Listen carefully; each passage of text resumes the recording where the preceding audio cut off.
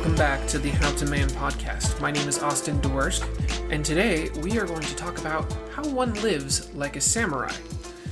Now, I'm sure all of us are fairly aware of Samurai between Samurai Champloo? I don't know, I didn't watch that one. The Demon Slayer series for anime, Ghosts of Tsushima, which was a very, very popular game, as well as several samurai movies, such as Last Samurai with Tom Cruise, and so on and so forth. And I'm sure many of you, just like myself, see samurai as being among the most masculine and stoic groups of people to have ever existed. They have this legendary kind of quality that has developed over time, and it has created this mythos behind them. And it is something that Japan, I believe, is very, very proud of.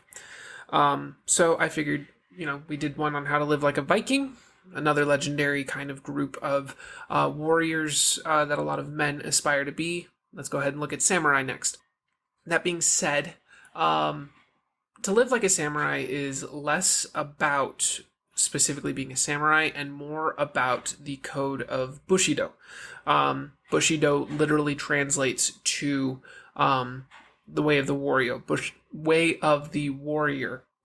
Bushi literally translates to warrior or fighting person, and Do translates to way.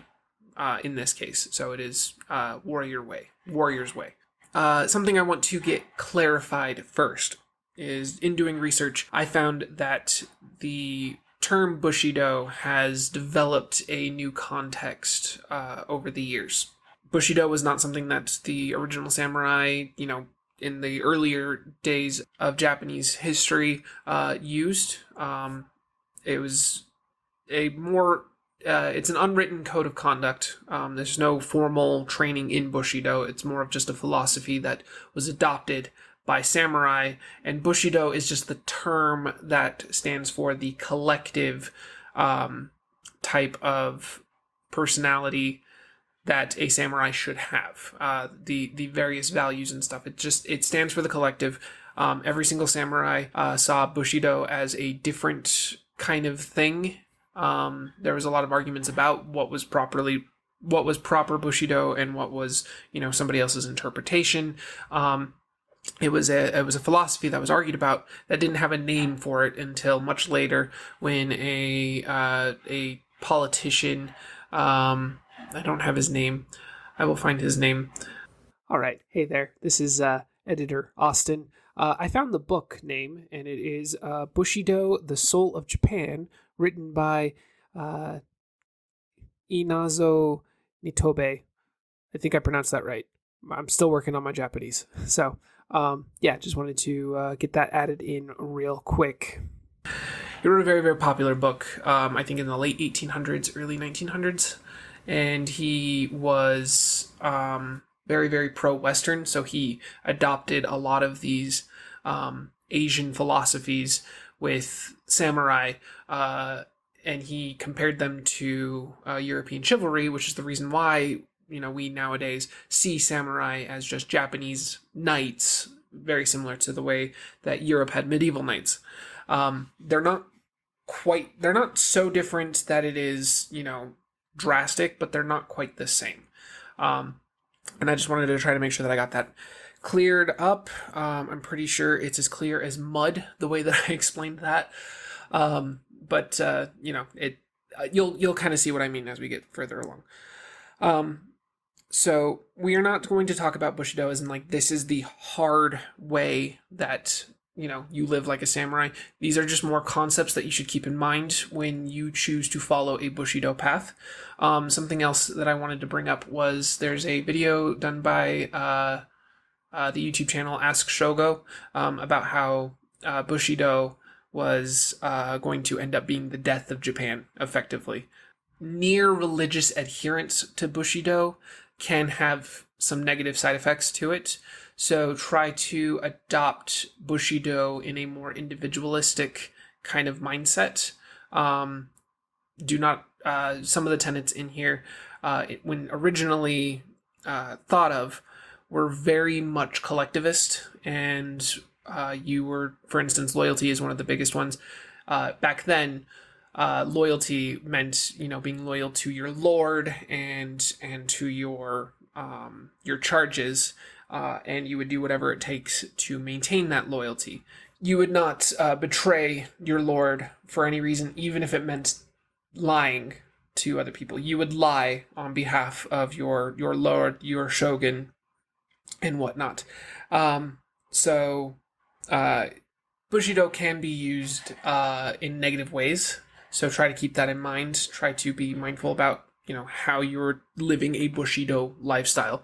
But I do think that there's a lot of good things that can help guide men into being better men, especially since there is a lot of men nowadays who are very lost and whatnot. This could be a path that you take following Bushido, following the way of the warrior.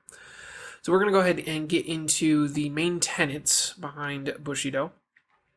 So there's roughly 8 different kind of virtues that were indicative of Bushido. So those virtues were rectitude or justice, which we'll get into because some of these are definitely not words that we use regularly nowadays.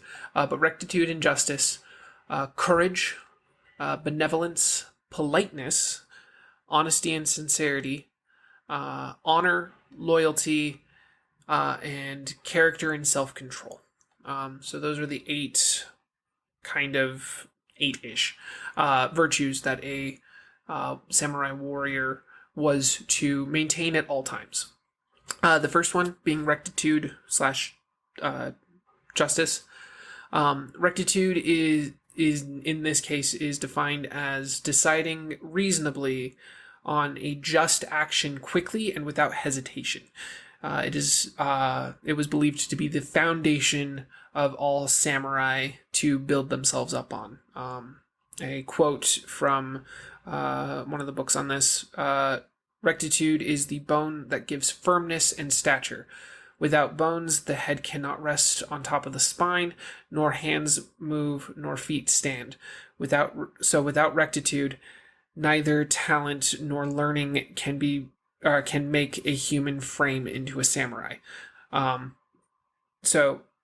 kind of further expand on this, rectitude would be you acting without hesitation to help somebody out, to stand up for your beliefs, or even to defend somebody. That was the main way that the samurai saw rectitude.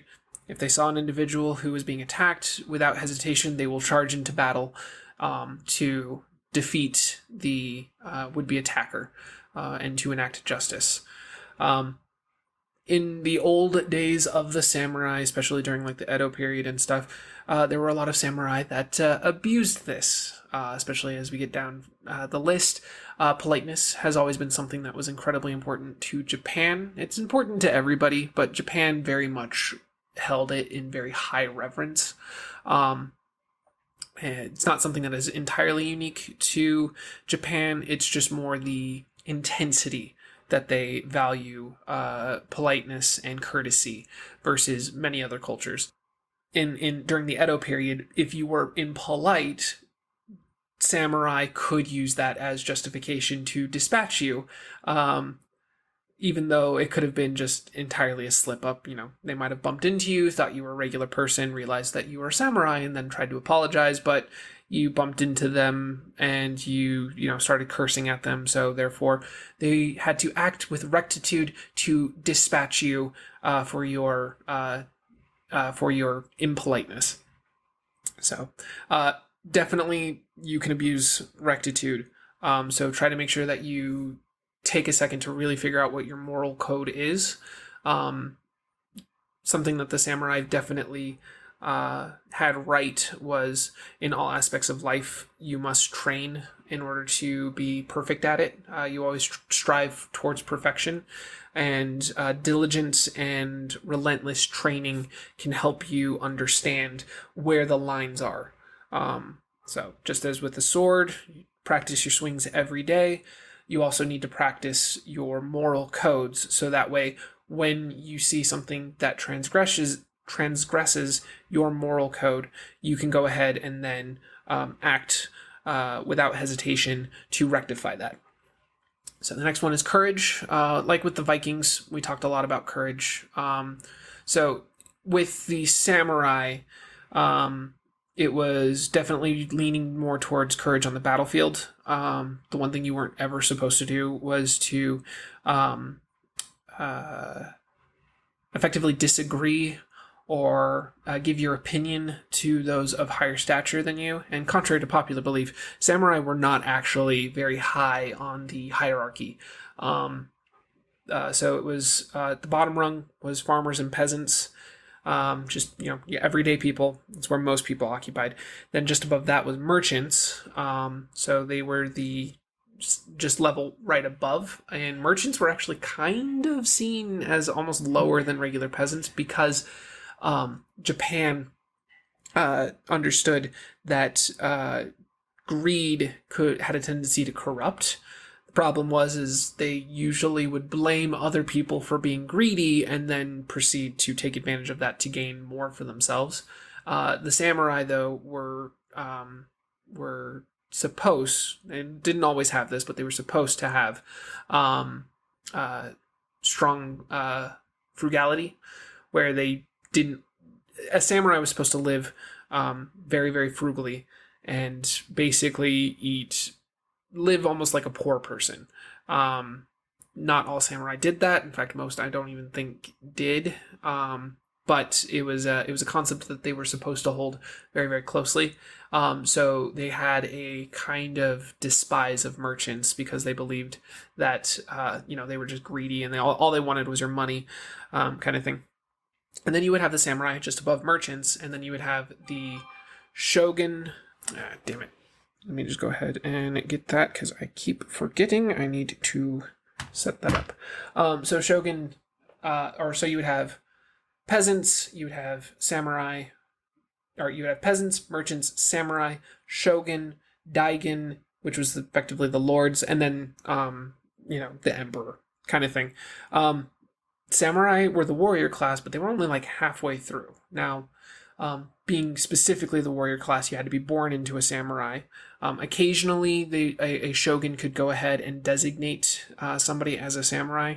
There were at least 4 cases of Europeans who were given the title of samurai, but typically you had to be born into it, and it was a general class. These were the groups that would have command of armies and would give out the orders, whereas the peasants and the merchants would probably end up being mostly the foot soldiers, if they weren't needed for any other duties, such as smithing or running logistics. So with courage, in modern day, after that long diatribe that completely went off the rails, getting back on track, with courage in the modern age, going back to with the Vikings, courage to stand up. Courage is to act correctly, act with what you believe is right in the face of adversity. It is easy to go with the crowd. It's always much easier to just go with the crowd. Less headaches, everybody, acts in harmony, and you never have to worry about, conflict because, you're in agreement with everybody. Democracy.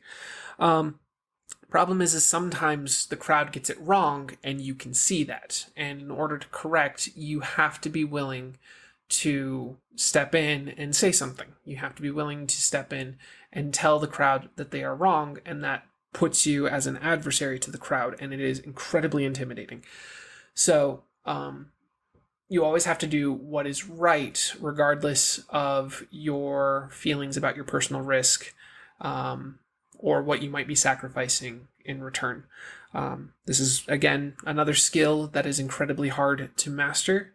It's a very easy concept to grasp, but it's very hard to do in practice, and it is something that you should be practicing every day, the way that a samurai would be practicing with their sword. So that way you can increase your courage and make it easier for you to act courageously and, again, with rectitude. Something about these concepts I do like is a lot of it ends up just coming right back. Um, there's a reason why rectitude was considered the, excuse me, there was a reason why rectitude was considered the main foundation for everything else that had to follow. The next one was benevolence or mercy.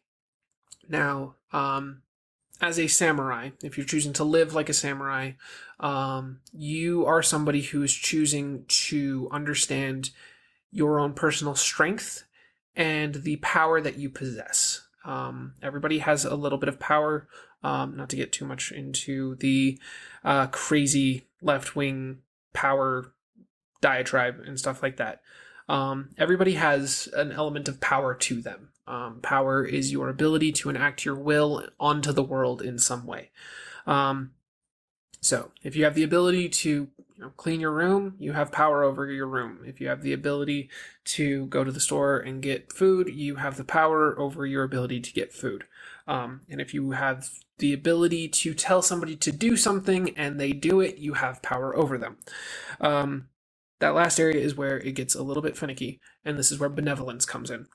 Just because you are somebody who has the physical power to make anybody do what you need them to do does not mean you can go around and just ordering people to do what you want, or else you dispatch them. You need to understand that there are a lot of opposing viewpoints. There are other people to take into account with any of your actions. You should always have the greater community in mind with anything that you do, and that is benevolence. A tyrant will go ahead and make decisions and act without considering anybody else, including those that are at the bottom rung of the social ladder. This is the reason why we despise tyrants, because they will not take you into account when they make their decision. They are going to go ahead and take your money because they need it more than you do in their eyes. A benevolent ruler will go ahead and consider all options available to them, and they will consider the long-term ramifications not only to them, but to everybody else around them. And this is how you need to be acting. It is important to always remember those around you, and even those that might be a little bit further away, because every action has a ripple effect. We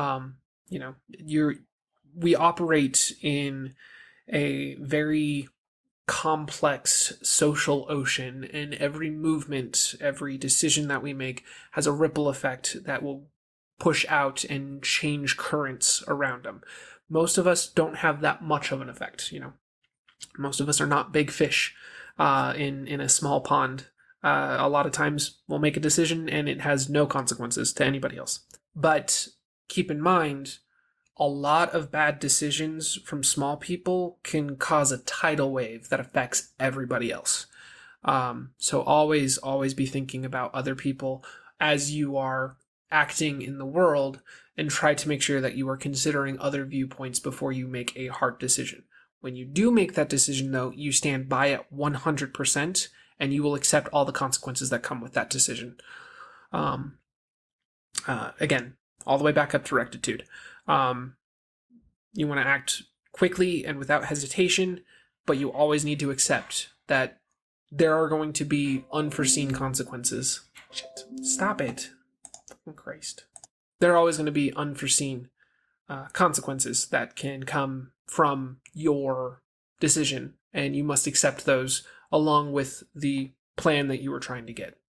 Next, we go to politeness. Now, this one seems very, very simple. A lot of these other ones are very high-level kind of social and emotional psychology kind of concepts. Politeness seems incredibly simple. On the face of it, it's just don't be a dick. Don't be rude to people. That being said, it is a little bit more than that. Going back up to the other concepts of courage and rectitude and benevolence, you need to be polite to everybody. It does not matter who they are. It does not matter how they see you. It does not matter how you interact with them. You have to be polite to everyone. This includes the annoying person at your store that you work at as a customer service rep or whatever, telling you that you're inept at your job and they're going to get you fired. You still need to be polite to them. What you need to do is take on a philosophy that basically sets you up to where I'm having a hard time thinking about how to explain this. I think very symbolically, so I'm going to go ahead and just go that route, and hopefully you'll be able to catch on. A tiger is not rude to the other animals around it. It occupies its own space. It maneuvers around. It acts when it needs to act. It doesn't act when it doesn't need to act. If you see a tiger, generally you're going to be safe because it doesn't want to fight you. That being said, another thing that a tiger doesn't do is boast. It doesn't show off its power just for the sake of showing it off. It doesn't need to. It walks around with the presence of power. It walks around knowing that it's dangerous. You don't need to show off your power when you know what type of power you have. UFC fighters or boxers and stuff, these people are not people who want to get in fights regularly because they know what they can do to somebody else. Most soldiers understand that they can seriously hurt other people around them. They do not want to get into fights. They don't need to showcase their power. In fact, you probably walk around veterans and special forces quite regularly and never know about it because they just walk around like regular guys and whatnot. But you get a sense of who they might be because they walk around with a confidence that most people don't have. And that is what kind of keeps them safe. They walk around knowing that if something happens, they can step in and deal with it. And we as social creatures can sense that relatively well. And a lot of it comes down to the way that they act with politeness.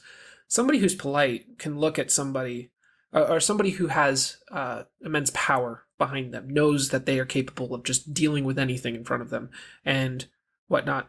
They can look at somebody who's being exceptionally rude to them, threatening them, saying some of the worst things that they could to somebody, and they'll just look at them and say, "Oh, you're cute." they can act polite to them because they're not a threat. Because most people are not going to be a threat. You'll know when the threat comes around, and ideally, if you follow the way of Bushido, you will be able to act quickly so it's no longer a threat. Again, a complicated way of looking at it. On the simple side of things, politeness, just always try to remember your manners. Don't insult people just for the sake of insulting them. You don't need to earn points at the expense of others. Ideally, you want somebody to come to your side and not, want to be against you as an adversary. There are ways to tell people that they are wrong without insulting them directly. People make mistakes. And you should never have to worry about those that are being rude to you because you know that you can deal with them should they take it a step higher. So always be polite, always be respectful to everybody. You also never know where somebody else is coming from. Somebody might be having a bad day and you might not know all of the history that's led up to them, deciding to take it out on you. So always, that comes back up to the benevolence. Recognize that some people just go through shit. So always be polite to them. You could be helping them out with your politeness, just taking the time to let them get their frustrations out and not turning around and, tearing them down. That can change their tune really, really quickly. And usually they'll say sorry once they realize that they're being impolite. So, complicated way, probably made that more complicated than it needed to be, but we're going to go ahead and move on. Honesty and sincerity. Again, we talked about how being honest and telling the truth with Vikings was incredibly important to their culture. This one I feel like is a universal. in order for society to function, there needs to be a high level of trust amongst the people within that society. It's one of the reasons why in today's modern age, we are seeing a lot of social problems right now, and it is because we have lost a level of trust amongst our society, with our government agents, within our own communities. A lot of us don't trust our neighbors right now. So acting honestly and sincerity helps build that back up and helps allow you to be able to walk around your world, walk around your communities, and operate within the world with less fear.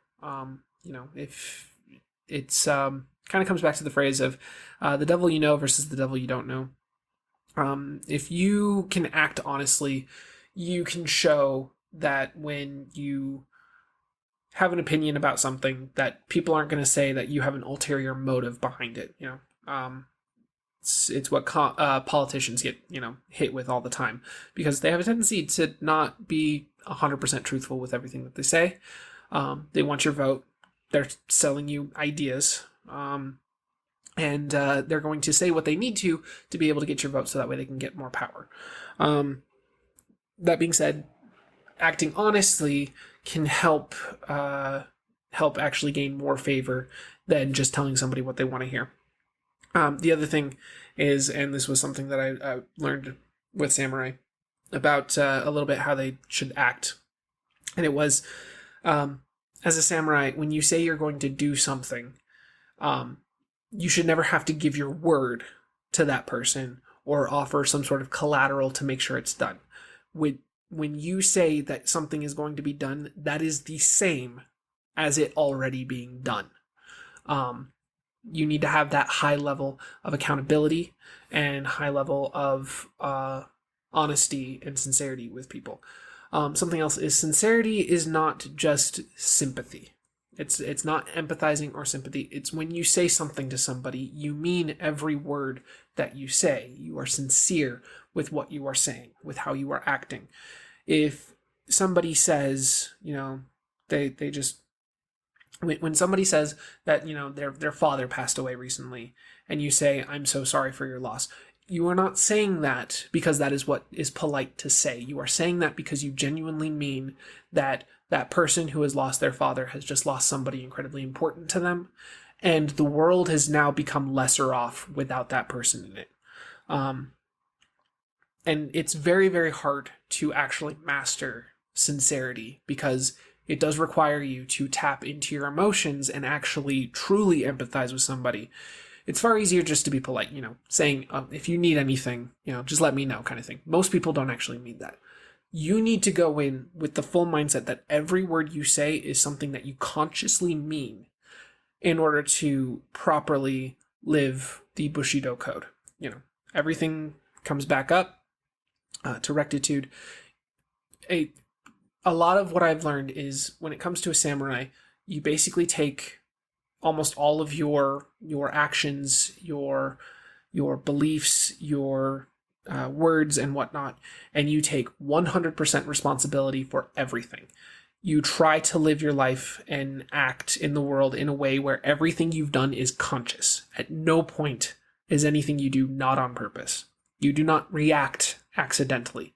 You do not defend somebody accidentally. You do not do anything accidentally. Everything is on purpose. Because you are acting responsibly and nobly throughout the world. You train yourself so that way it becomes a little bit easier to act, as a good person, without necessarily having to constantly consciously think about it. But the idea is, at no point should you ever move. There should never be a single muscle twitch without you wanting that muscle to twitch. And that is almost nearly impossible to actually do. But you strive for that goal, you strive for that ideal, in order to make sure that you are the best person and the best warrior that you could possibly be. And that's something about Bushido that I do actually appreciate. It's very much about building you up to your highest potential. So we're going to move on from sincerity, and we're going to go down to honor. Honor and samurai basically synonymous. The moment you hear samurai, or almost anything Asian, East Asian culture related, honor is the very, very first thing. Honor is something that is incredibly highly valued in East Asian cultures, from Vietnam all the way up through Mongolia, even parts of Siberia. They hold on to these very, very high honor traditions. It's one of the most important things that somebody can maintain is their honor. The samurai, like many of these other cultures, took it to the extreme. And, if you screwed up, if you did not act properly the way that you were supposed to, if you accidentally insulted somebody, you were supposed to kill yourself. The act of seppuku or hirigori, I think it is. I don't know. But seppuku, especially, is the ritualistic suicide to regain somebody's honor. For the love of God, please do not take it that far. You do not need to self-end yourself just to regain a little bit of honor back. People make mistakes. You are going to make mistakes. Nobody here in this planet is perfect. Try to temper your desire to maintain honor with remembering that you are only human and you are going to screw up. That being said, what honor is effectively character. It is how you act when nobody's looking or when you think you can get away with something. Honor is not something that I have the highest amount. I will never boast about being the most honorable person in the world. I'm very strategic thinking, and occasionally I will think about how to get the upper hand on individuals that I meet or even on friends, so that way I can kind of get a little bit of an edge in either a social encounter or get something out of them. I try to keep that tempered. It's definitely my shadow side that peeks its head out every once in a while, wanting to kind of take advantage of those around me. I try to keep that tempered. There's a time and place for that kind of thinking. Hanging out with friends is not where that should ever come up. I can't say that I'm the most honorable person, but it's something that I'm working on. Even today, as an example, we just went over to the store to grab some groceries, and when we were doing the self-checkout, my wife noticed that in the change dispenser, somebody had left about $7-ish in cash. And my first instinct was, oh, we should totally take that because, money would be nice and I could go buy lottery tickets or, just candy.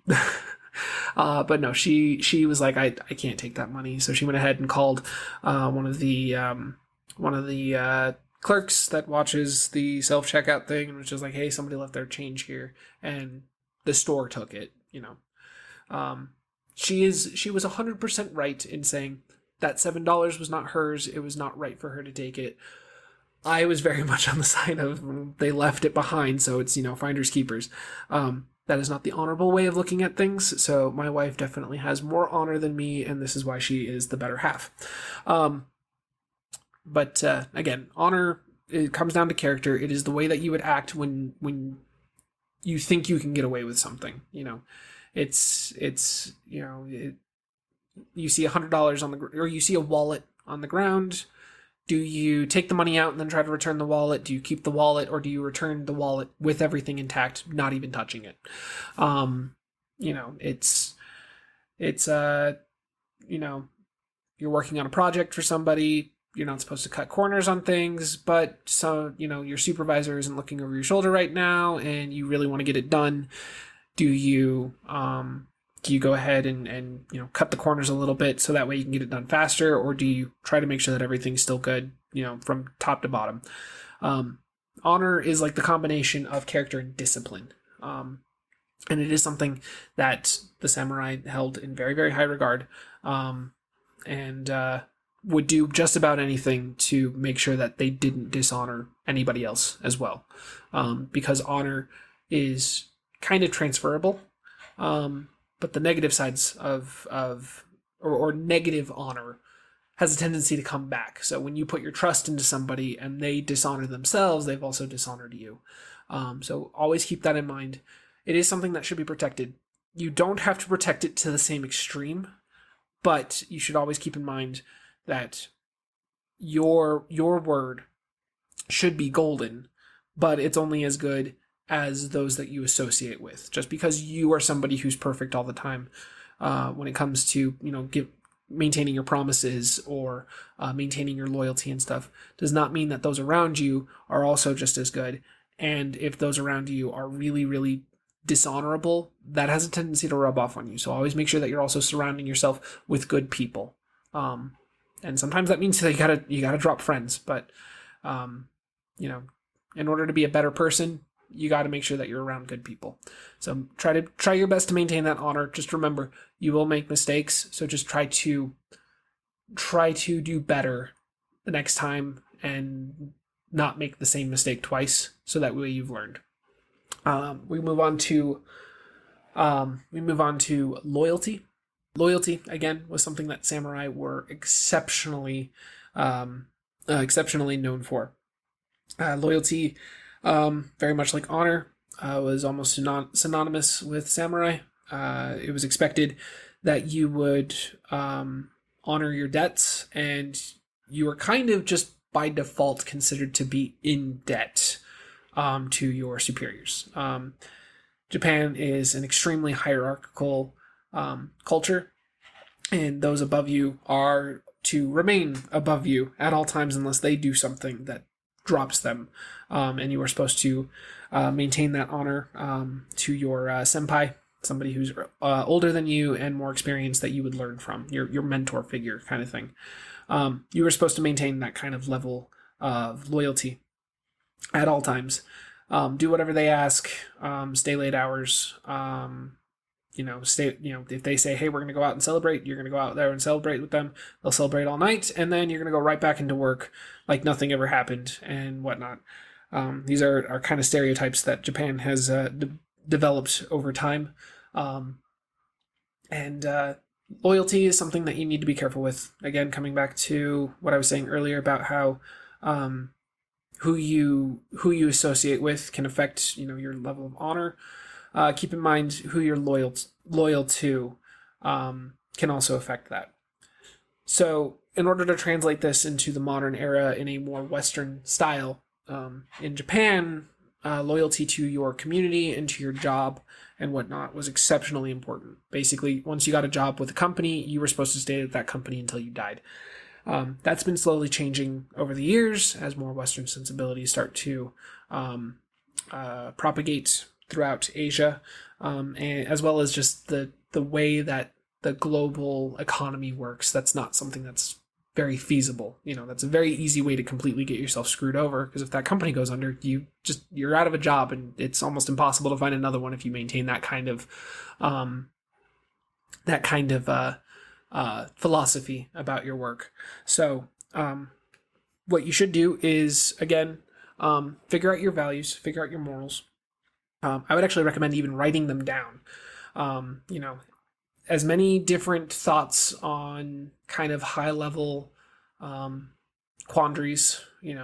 How should you act? When a friend is asking you to commit a crime, stuff like that.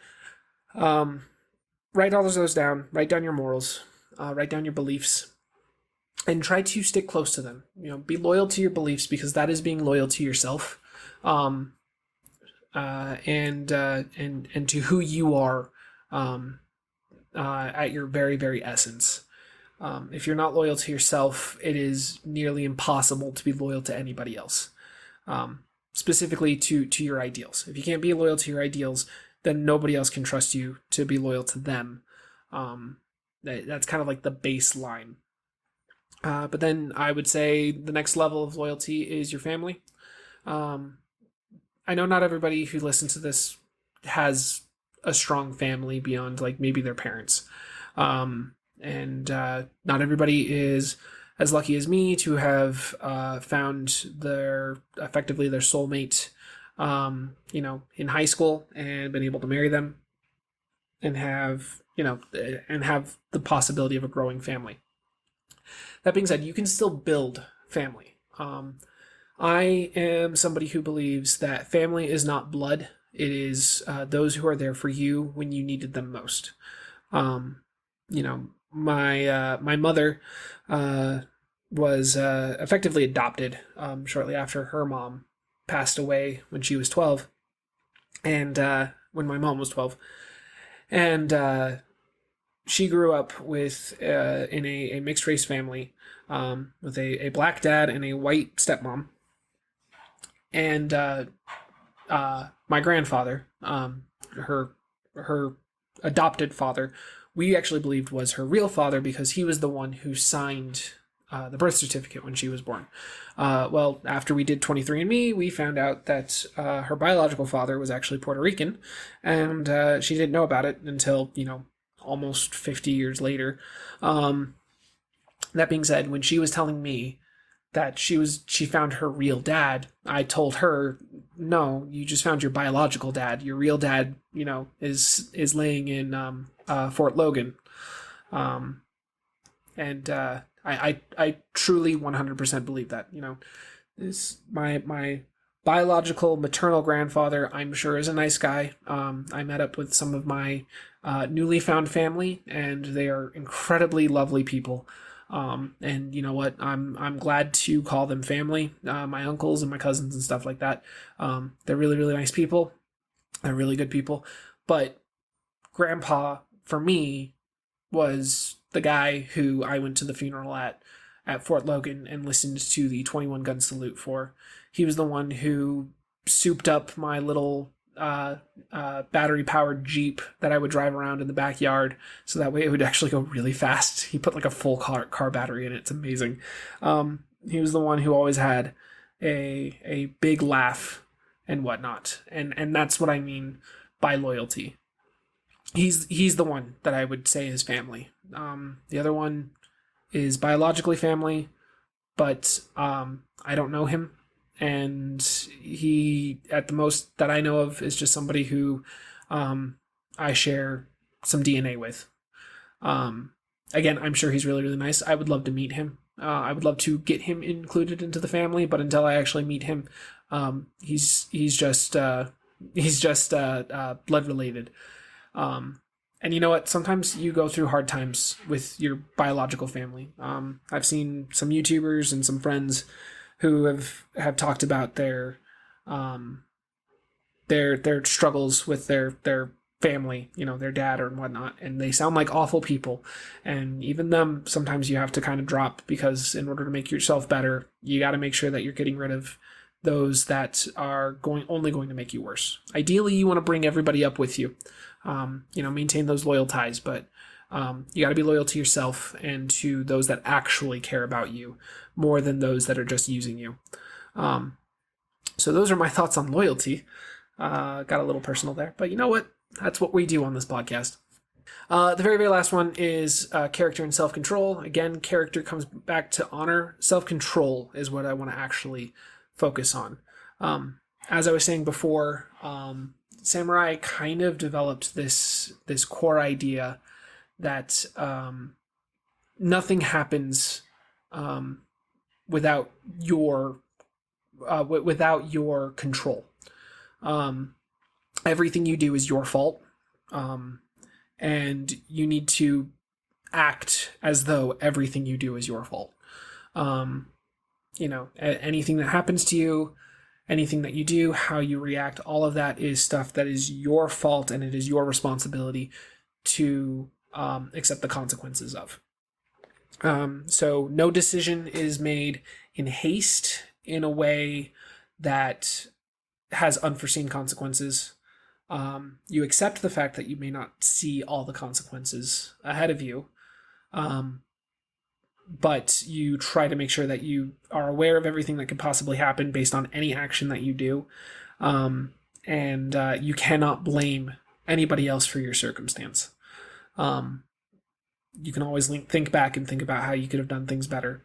I always think back about how my life would have turned around if I would have applied myself more at school, if I would have actually gotten myself into the Marines, if I would have stayed at a job that I was working at that paid kind of well. Literally, if I stayed at that job for maybe 3 more years, instead of quitting after like 6 months, I probably would be, living in a house right now.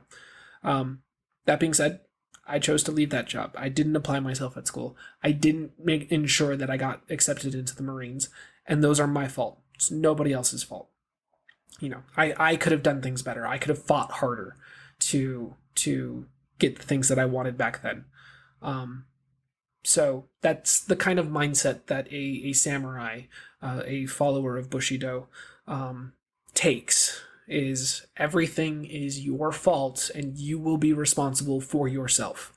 Now you extend that out a little bit to your community and stuff. You have the power, when you follow the path of Bushido, you have the power to make things better for everybody. So it is your responsibility to make things better for everybody. And that means leading by example. You self-control yourself. You do not allow yourself to indulge too much in anything. Theoretically, you don't allow yourself to indulge too much in Bushido because there's a time and a place where Bushido doesn't work anymore. But you always are striving to make sure that nothing happens without you basically being aware of it, and kind of knowing yourself, taking a second to actually learn who you are, because most of us probably don't even know who we are ourselves. I doubt most of you have actually taken the time to actually figure out who you are as a person. And that is incredibly hard. I'm still trying to figure out who the hell I am. But in order to truly master yourself, you need to actually take a second to learn who you are and be very self-analytical and almost apathetic in your analysis. You don't want to, kind of separate yourself a little bit as the observer and who you actually are. And it's incredibly hard to do. It takes a lot of levels of mental acuity to be able to have that kind of level of awareness. Like I said, I still probably don't even know exactly who I am. And I'm somebody who's very self-aware of a lot of, my idiosyncrasies and my what's the word? My faults and whatnot. I believe it was Sun Tzu that said, before you can point your arrows at your enemies, you must first point them at yourself. You need to get control of your inner demons, because if you can control them, then you can control anything. If you can control the battlefield of your mind, then there is no battlefield that you cannot conquer. These are very, very art of war kind of philosophies, but they are true. If you know yourself exceptionally well, then there isn't anybody that you can figure out, and you'll know how best to use yourself and plan in order to tackle the problem. So developing that self-control, again, like all of these are skills that you can practice, and you should be trying to practice every day if you want to follow the Bushido lifestyle. I want to apply Bushido in a more Western style philosophy, because there's a few aspects of Bushido that can be detrimental. Like I said earlier, the extreme level of loyalty and desire for honor can destroy you. And you should be very mindful about who you are interacting with and who you are placing your fealty to with in regards to like loyalty and stuff like that. It's easy to trick yourself into thinking that you're being or you're using rectitude when in reality you are justifying selfishness through the guise of righteousness. So try to take a more Western individualistic lifestyle or kind of backbone to the Bushido lifestyle, and I think that would work out exceptionally well. And balance your need to serve your community and the need to maintain yourself. So I think those are excellent philosophies. And I think that is it. Those are the main 8 things that would help you live to be more like a samurai. Um, we talked a lot about we talked a lot about a variety of different things. So I'll just go through the list again real quick. In order to live a Bushido lifestyle, you must have rectitude, you must have courage, you must be benevolent and have mercy, you must be polite, you must be honest and sincere, you must maintain your honor, you must maintain loyalty, and you must have good character and good self-control. Again, apologize if any of this has kind of gone roundabouts and was clear as mud. It's something that I'm learning about myself is I'm very symbolic in my thinking. It's easy for me to find patterns and to make connections, but it is difficult for me to explain those connections because I got like 50 things going on in my mind at the exact same time. But that being said, I hope you enjoyed the podcast. I have noticed a lot of new listeners on Rumble, and I'm hoping that I can earn your follow and your effectively your patronage, so that way I can share more of this with you. Feel free to comment and whatnot as well. Would greatly appreciate getting some feedback from y'all. And again, I want to say that I am aware that there's a lot of men right now that are not nearly as lucky as I am. And I'm not anywhere near being like the best paragon of masculinity or success. It's hard for me just like it is for just about anybody else. But I'm aware of my blessings. I'm aware that I have a lot of things that there's a lot of men out there who would dream to have. They would do anything for, they would kill just to have, a taste of what I currently have right now. I heard a disturbing statistic that death by despair, so depression, high anxiety, feeling of hopelessness, has increased by about 4 times for men. And I'm hoping that these videos can help offer even the tiniest bit of guiding light to you if you are one of those men. I have fallen into that trap too.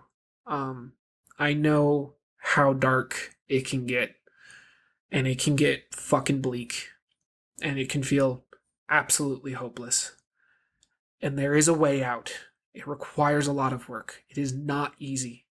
It is going to suck, but you can get out. And I promise you, it is far better when you get out than it is trying to get out. It feels like you are surrounded by nothing but bad decisions, and it doesn't matter what you do, you are going to fail. And I promise you, just taking a decision in what direction to go, regardless of how good it is far more preferable than sitting down and giving up. So it's one of the reasons why I take so much time and I look at more along the lines of warrior classes versus just general people. I do want to look at general people. I want to look at, presidents who I think are, paragons of good masculinity, and scientists and other people who didn't necessarily, show traditional, macho strength or whatnot. But I think that what men need today most of all is to redevelop that will to fight, because that is what we need to do right now. We need to fight for ourselves, and it is not going to be easy. You are going to have bad days. You are going to have worse days, but I promise you the fight is worth it. So if you get nothing else from any of my podcasts, any of my videos, please remember that you need to fight, and you are not fighting alone. You have somebody in your corner.